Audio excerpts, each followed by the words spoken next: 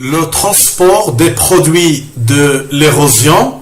Quels sont les facteurs et dynamiques du transport? Les produits de l'érosion sont transportés par des cours d'eau sous forme de solution pour les éléments dissous, en suspension pour les éléments détritiques fins, par saltation pour les éléments détritiques de moyenne taille, et par roulement et parfois par glissement pour les éléments de grande taille tels que les blocs. Les produits de l'érosion de taille fine à très fine peuvent être également transportés par le vent. C'est le transport éolien. La taille des particules et la vitesse des courants sont deux facteurs qui régissent le transport de différentes particules ou éléments. L'étude morphoscopique des grains de quartz contenus dans le sable transporté permet la détermination de l'agent et la durée des transports. Les éléments naturels provoquent une usure continuelle des roches et des sols. C'est l'érosion, qui façonne ainsi les paysages de multiples manières.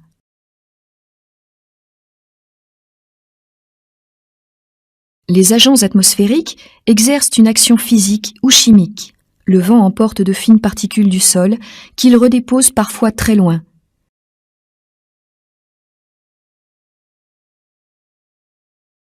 Il construit aussi les dunes des côtes et des déserts qu'il remodèle sans cesse. La pluie lessive les sols, mais dissout également le calcaire par le gaz carbonique acide qu'elle contient.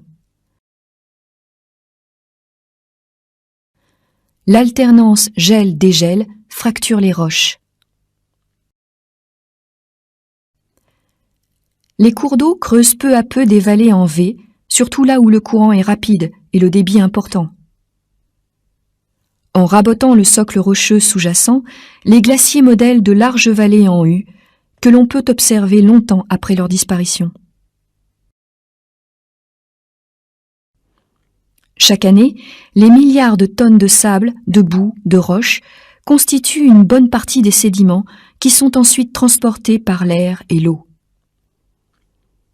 Ils finissent par s'accumuler par gravité, surtout au fond des mers, des lacs et des grands fleuves où ils forment d'épaisses couches sédimentaires. Avec le temps et sous certaines conditions de pression et de température, ces couches sédimentaires vont fortement se compacter jusqu'à former des roches dites sédimentaires, comme les calcaires et les grès. Sous l'action des mouvements géologiques, ces roches pourront se retrouver à l'air libre, où elles subiront à leur tour l'action érosive des éléments. Les produits de l'érosion seront transportés principalement par le vent, transport éolien, ou par l'eau, transport hydrique. La figure ci-contre montre les modes de transport des particules dans un courant. Les particules dissoutes seront transportées sous forme de solution calcaire par exemple.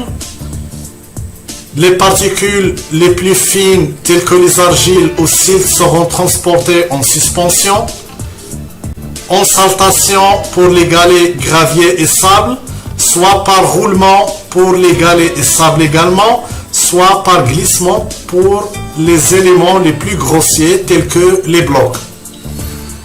Plusieurs modes de transport ont été observés. Il s'agit donc du roulement et de la traction le long du fond ou du substrat, de la saltation, à savoir le transport par bande suite à des chocs successifs, et du transport en suspension.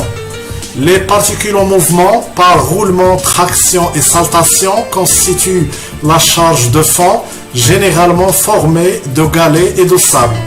La charge en suspension est surtout constituée d'argile et de silt, ceci étant vrai à la fois pour les écoulements d'air et d'eau.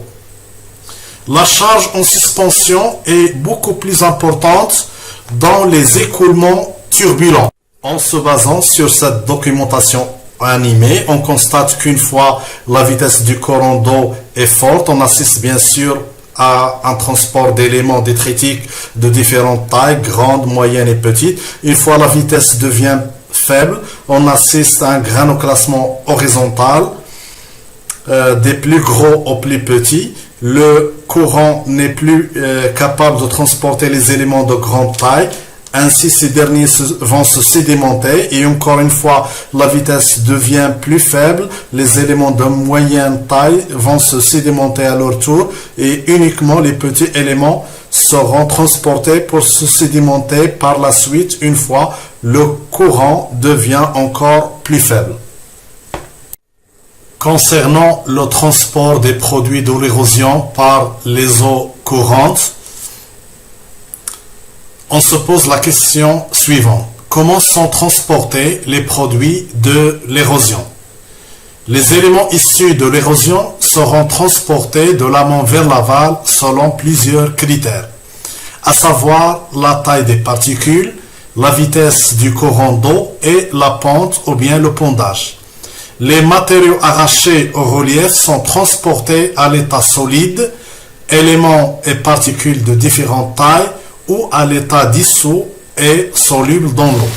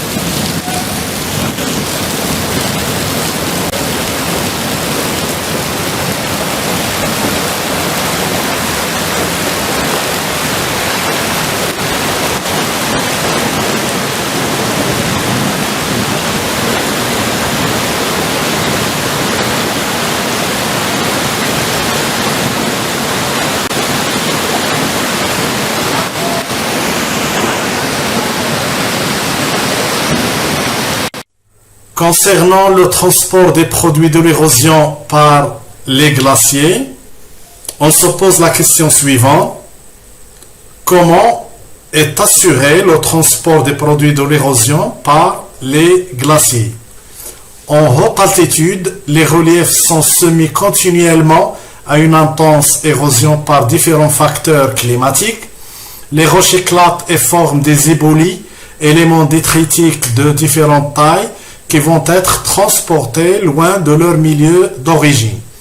Parfois, les matériaux arrachés qui se détachent des versants de la montagne sont véhiculés par le glacier et déposés lorsque celui-ci fond, d'où un empilement rocheux. Firstly, glaciers pick up material. We call this erosion. Water flowing along the bottom of the glacier seeps down into the rock below. When it freezes, it opens up the cracks in the rock. This is known as freeze-thaw weathering.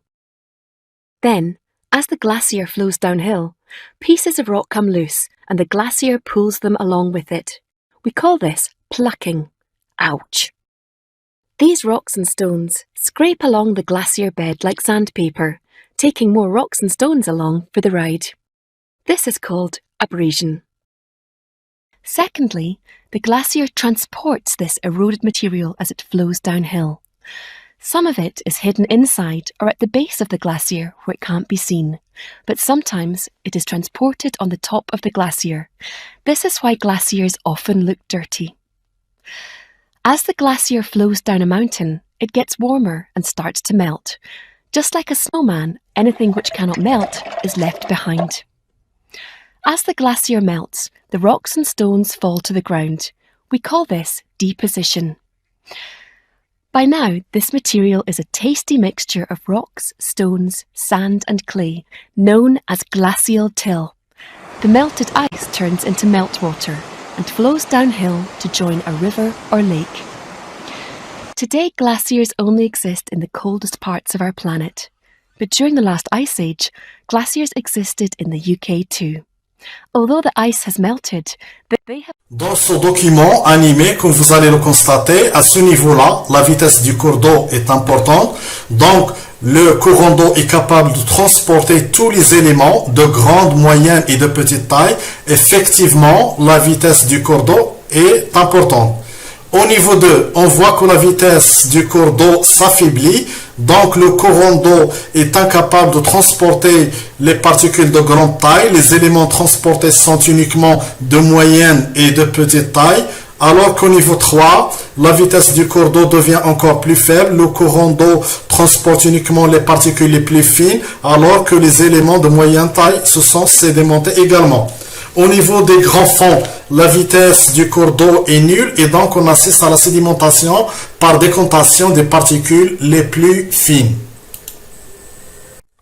Pour la sédimentation des produits de l'érosion, la sédimentation des particules transportées, appelées aussi sédiments, se fait dans différents milieux, au niveau des dunes sableuses, au niveau des méandres d'une rivière, à l'embouchure d'un fleuve ou au fond d'un océan.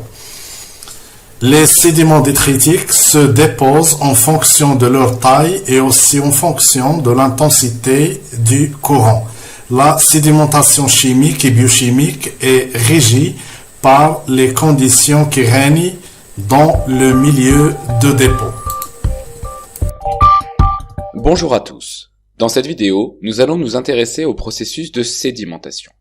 Après avoir visionné cette capsule, vous serez capable de définir ce qu'est une roche sédimentaire et d'expliquer comment se forment ces roches. Qu'est-ce qu'une roche sédimentaire et de quoi est-elle composée ? Une roche sédimentaire est une roche formée à partir de sédiments qui se sont transformés progressivement au cours de leur enfouissement en profondeur. Il existe plusieurs types de roches sédimentaires, mais les plus fréquentes sont les roches détritiques qui représentent environ 85% des roches sédimentaires sur Terre. Une roche sédimentaire détritique est composée de deux parties. D'une part, on va trouver des débris et particules issus de l'altération et de l'érosion et qui ont été transportés jusqu'au lieu de formation. Et d'autre part, on trouve un ciment qui relie les différentes particules minérales entre elles. En fonction des apports, les débris peuvent être de taille et de nature différentes. Et en fonction du milieu de sédimentation, le ciment lui aussi peut être de nature différente, comme un ciment calcaire, argileux ou siliceux. Autrement dit, la roche sédimentaire obtenue par transformation des sédiments dépend des apports et du milieu de sédimentation. Par exemple, une roche formée de sable composée de grains de quartz avec un ciment siliceux est une quartzite. Tandis qu'une roche formée de particules supérieures à 2 mm avec un ciment calcaire est un conglomérat calcaire. Comment se forme une roche sédimentaire ? Pour qu'une roche sédimentaire détritique se forme, il faut plusieurs conditions. La première est l'altération et l'érosion de roches déjà existantes dans les reliefs terrestres. Ces mécanismes produisent des particules de petite taille solides comme des minéraux, du sable, de l'argile ou encore solubles comme des ions. La deuxième condition concerne le transport. Les particules vont être transportées depuis leur lieu de formation jusqu'au milieu de dépôt par des agents comme l'eau, le vent ou la glace. La troisième condition est la sédimentation. En effet, dans le milieu de dépôt, les particules vont sédimenter, c'est-à-dire se déposer progressivement au fond d'un bassin de sédimentation. Ces premières étapes vont se répéter de nombreuses fois et ainsi conduire à la formation de sédiments au fond des bassins de sédimentation. Cette accumulation provoque un enfouissement progressif des sédiments. Et au cours de leur enfouissement, ils subissent la diagénèse, c'est-à-dire leur transformation en roches sédimentaires. La diagénèse englobe deux processus majeurs, la compaction et la cimentation. Sous l'effet de l'enfouissement en profondeur, la pression augmente et les sédiments vont se compacter.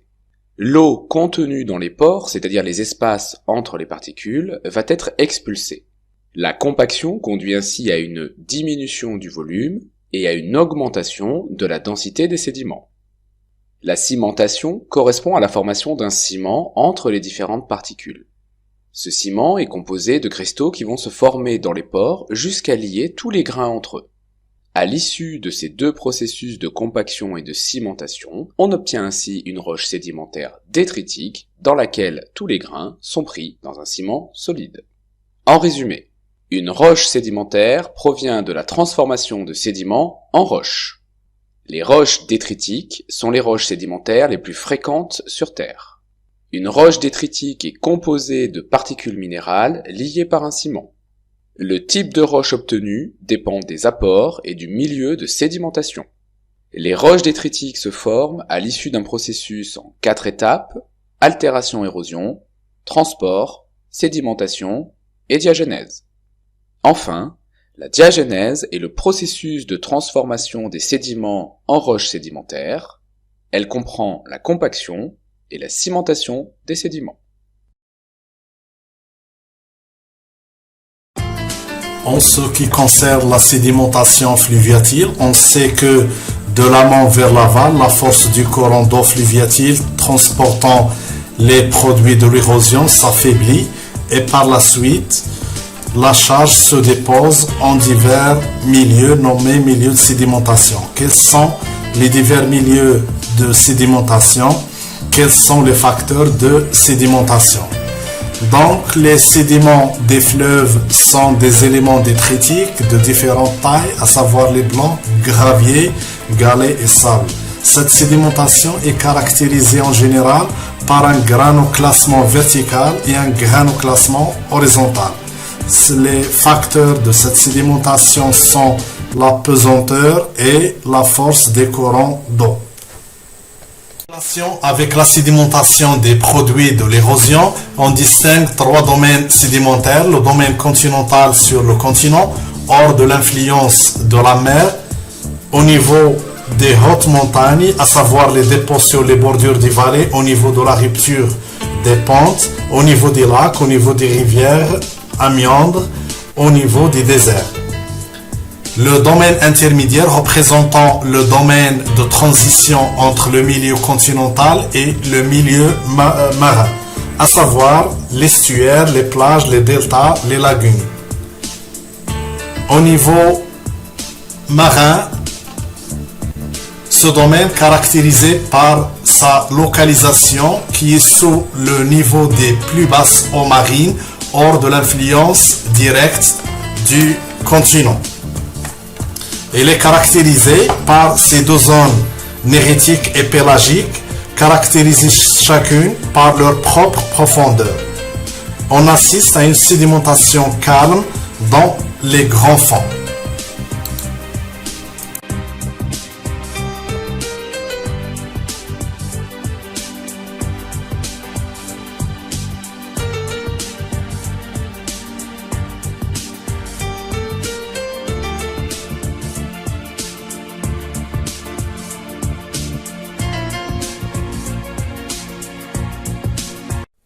En relation toujours avec la sédimentation des produits de l'érosion, dans un méandre, l'érosion se fait sur la rive concave, à pente raide, là où la vitesse du courant est la plus forte.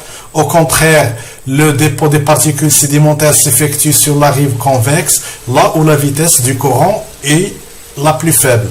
Dans les fleuves et les cours d'eau, la vitesse du courant diminue de l'amont en aval, ce qui provoque un granoclassement horizontal des particules, des plus gros aux plus fins. Dans les lacs, le courant d'eau est faible ou inexistant. La sédimentation dépend uniquement de la taille des particules. Le granoclassement est vertical, des éléments les plus gros en bas aux éléments les plus fins en haut. En relation toujours avec la sédimentation des produits de l'érosion, et afin d'établir la relation entre la vitesse du courant et la taille des particules, on se base sur le diagramme de Hultstrom, qui est un diagramme subdivisé en 3 domaines, et le domaine de l'érosion, de la sédimentation et du transport, selon la granulométrie des particules et la vitesse du courant. Pour 3 points ayant la même granulométrie 0,1 mm, A, B, C, on remarque que C se trouve dans le domaine de la sédimentation, B dans le domaine du transport et A dans le domaine de l'érosion. Pourquoi ces différences? Tout simplement parce que le grain C subit une vitesse assez faible qui est avoisinante de 2 cm par seconde, alors que le point B subit une vitesse assez modérée, 10 cm par seconde, et le point C subit une vitesse très forte, avoisinante de 100 cm par seconde. Donc, plus la taille des particules détritiques est élevée, plus la vitesse du courant qui permet leur dépôt est élevée. Également, la force du courant et la taille des particules transportées sont deux facteurs déterminants de la sédimentation. Plus la vitesse d'écoulement est importante, plus les éléments seront transportés plus loin. Pour la sédimentation des produits de l'érosion et en relation avec les dépôts fluviatiles, on sait que les rivières sont surtout des agents de transport. Elles déposent néanmoins aux endroits où la vitesse diminue, c'est-à-dire le long de leur cours et finalement à leur embouchure, où peuvent s'ajouter des phénomènes de flocculation des argiles et de précipitation de corps en solution. Pour les réseaux fluviatiles, les formes d'accumulation dépendent des caractères du réseau fluviatile, qui sont l'indice de sinuosité et le nombre de chenaux. Le type de réseau dépend essentiellement de la pente, de la charge transportée, de la stabilité des rives, à savoir le rôle stabilisant de la végétation. Une même rivière change de type de sa source à son embouchure. Le réseau est généralement en tresse en amont et à méandre en aval. Les réseaux droits sont rares. Les réseaux anastomosés sont observés dans les zones de subsidence de climat humide. Les réseaux en tresse et méandriformes sont les plus fréquents. Les séquences de rivières à méandres sont positives. Elles débutent par un pavage de galets et se terminent par des limons de plaine d'inondation montrant des traces de sol et de végétation. Donc, une rivière dépose dans son ou ses chenaux formant son lit mineur des amas de galets et des sables appelés barres. Lors des crues, il envahit sa plaine d'inondation et il dépose des matériaux généralement plus fins, les limons contenant une forte proportion d'argile. Pour la sédimentation des réseaux en tresse, elle se fait sous forme de barres longitudinales qui séparent les chenaux. Ces barres deviennent obliques, ça veut dire transversales, dans les cours. Elles sont mobiles et s'accroissent dans le sens du courant, accrétion longitudinale. Leur forme dépend de la charge et du débit. Elles sont constituées de galets imbriqués qui tombent en avalanche en aval, de gravier, de sable à l'étage entrecroisé. Elles sont souvent ravinées par des déplacements de chenaux. Les rivières en tresse sont rapides. On les trouve dans les régions de montagne. Leurs dépôts ressemblent beaucoup à ceux des cônes torrentiels. Pour la sédimentation des réseaux à méandres, la sédimentation se fait sur la rive convexe sous forme d'une barre de méandre. La barre s'accroît latéralement en même temps que la migration du méandre, accrétion latérale. Elle est constituée de sable disposé en litages obliques de grande taille. Le fond du chenal est pavé de galets. Les dépôts de plaine d'inondation sont formés de limons et d'argile. Ils renferment des lentilles décamétriques de sable et de galets qui correspondent à des divagations de chenaux méandriformes. Les sols de végétation sont nombreux. Concernant toujours la sédimentation des produits de l'érosion, la sédimentation chimique et biochimique, sa nature dépend du climat, du chimisme de l'eau, de l'activité organique.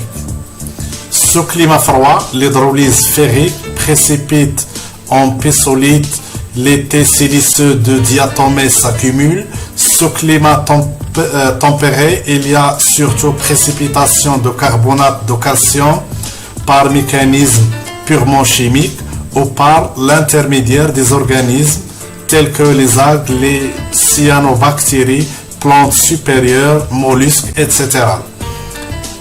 La calcite précipite en manchant autour des plantes et entoure les clastes pour former des oncolites qui peuvent s'accumuler en un sable calcaire. Les débris carbonatés du phytoplancton constituent une vase calcaire sur le fond en climat humide et frais. La végétation herbacée se décompose sur place en tourbe. Sous climat chaud et humide, l'eau se stratifie et le fond devient anoxique. La matière organique s'accumule en grande quantité et donne une vase noire ou des débris de matière ligneuse. En climat sec, l'évaporation est forte et les sels précipitent sur les berges. On trouve le gypse, la lite, la silice, etc. Les calcaires lacustres sont des travertins. Ils montrent généralement des traces d'activité ou des débris organiques et contiennent des détritiques siliceux. Les principaux faciès sont les calcaires laminés, les calcaires micritiques, massifs à mollusques, à charophytes, à ostracodes. Sur les berges temporairement émergées et dans les marécages se déposent les calcaires palustres, renfermant des traces de racines, des restes de plantes aériennes, des fentes de dessiccation, des indices de pédogénèse, des traces d'activité algaire, à savoir les stromatolites. Toujours en relation avec la sédimentation des produits de l'érosion, l'eau de mer est riche en sels solubles, sodium, potassium, etc. Dans la lagune, l'évaporation entraîne la sédimentation des sels. Premièrement, les carbonates de calcium, deuxièmement, le gypse et troisièmement, les chlorures de sodium. Donc, la lagune est un milieu où l'eau se trouve piégée temporairement sans alimentation, sans renouvellement, grâce à une ou plusieurs barrières naturelles. Ces barrières, interceptées par plusieurs passes permanentes ou temporaires, exutoires ou émissaires permettant la communication mer-lagune. L'eau est soumise à l'évaporation.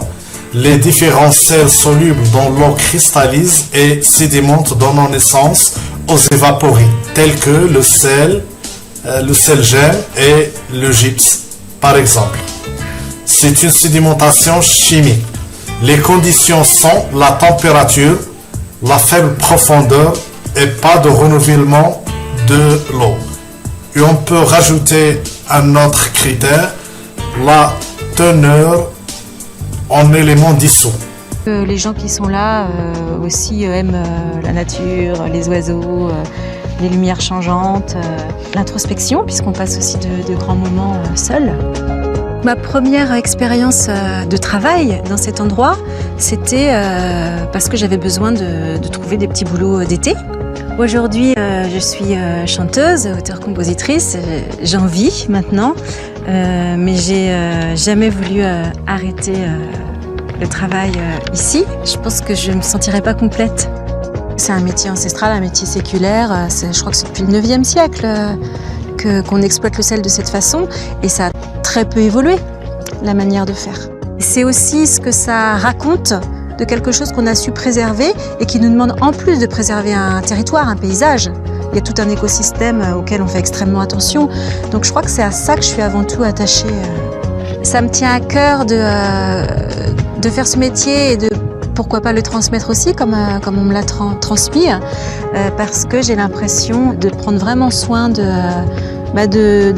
cet environnement. Toujours en relation avec la sédimentation des produits de l'érosion dans le domaine marin, qui est une sédimentation chimique et biochimique. Donc, comme vous le voyez, à travers cette figure, le domaine marin est subdivisé en deux zones, la zone néritique et la zone pélagique. Chaque zone se caractérise par sa profondeur, son intensité des courants et l'activité des êtres vivants qui l'abritent. Dans l'eau, les éléments solubles peuvent être utilisés par certains planctons, le silicium soluble dans la structure des coquilles et des diatomées et des radiolaires, tandis que le calcium soluble est utilisé par les foraminifères pour construire leur thé calcaire. Lorsque ces planctons meurent, leur squelette tombe au fond et forme une boue. Généralement, dans la sédimentation marine, on aura formation des boues calcaires et des boues siliceuses dans les grands fonds océaniques. Les domaines sédimentaires marins sont le littoral, zone qui accueille les sédiments provenant du milieu continental, alors que le plateau continental, c'est une zone qui peut s'étaler sur 80 et atteint 200 mètres de profondeur.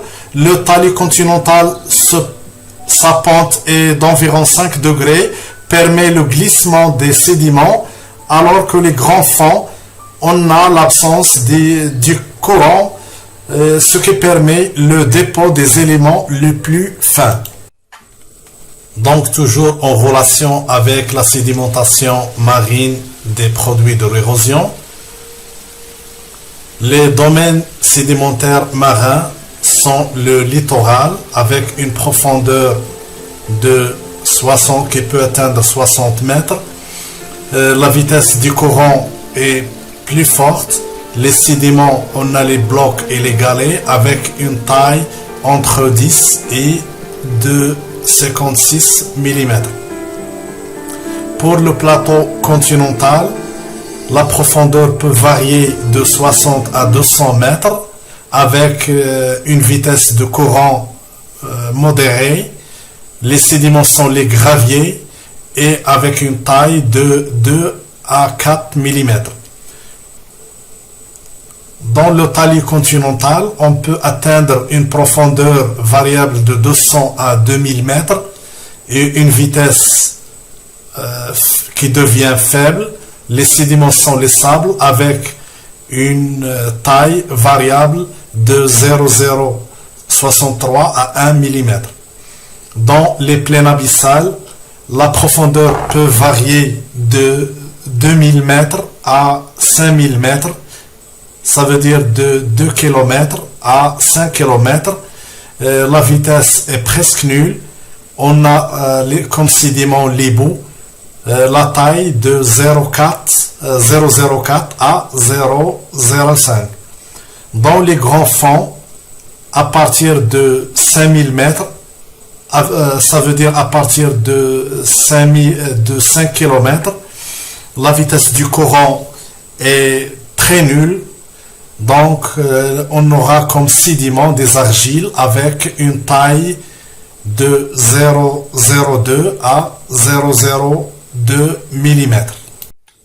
Toujours dans le cadre de la sédimentation des produits de l'érosion, et suite à des observations, le sable côtier transporté par le vent se dépose sur la côte et sera redistribué par le vent et les vagues. Alors que dans le désert, le sable transporté par le vent se dépose derrière un obstacle, roche, arbre, etc. pour former une dune en croissant. Dans les milieux de sédimentation, le sable qui s'accumule peut se transformer dans des conditions bien précises en une roche compacte appelée grès. En fait, cette roche qui est friable présente beaucoup de ressemblances avec le sable.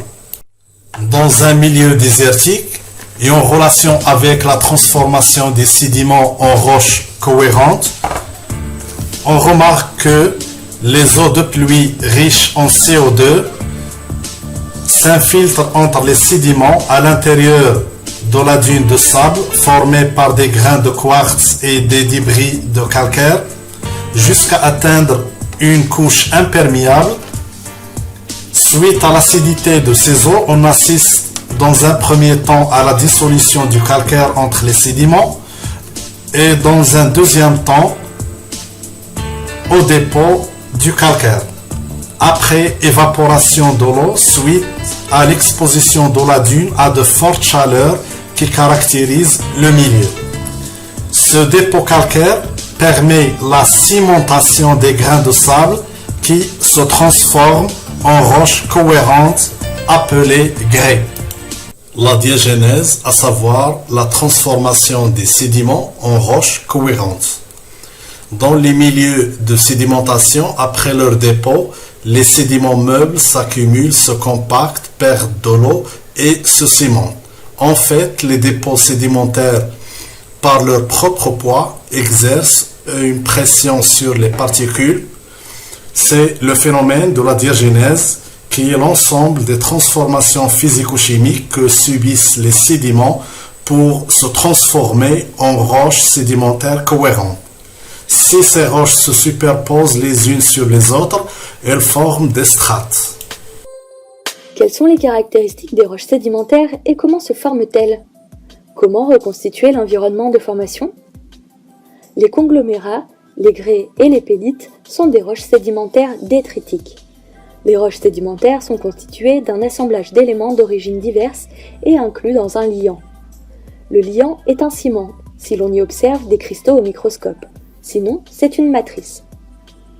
Une roche sédimentaire se forme à partir des sédiments déposés dans un bassin, comme un lac ou une mer. C'est le milieu de sédimentation. Les grains de sable se déposent dans le bassin. Le poids des sédiments déposés entraîne une compaction et induit une diminution de la porosité, c'est-à-dire qu'il y a de moins en moins d'espace entre les grains. Des fluides peuvent circuler entre les grains et générer une cimentation. On aboutit enfin à une roche sédimentaire, ici le grès. Comment reconstituer le paléo-environnement de cette zone il y a 250 millions d'années? Sur le terrain, on retrouve plusieurs éléments. Des structures de petite taille, des fossiles et des dépôts d'argile. On suppose que les phénomènes physiques et chimiques se déroulaient de la même façon qu'aujourd'hui.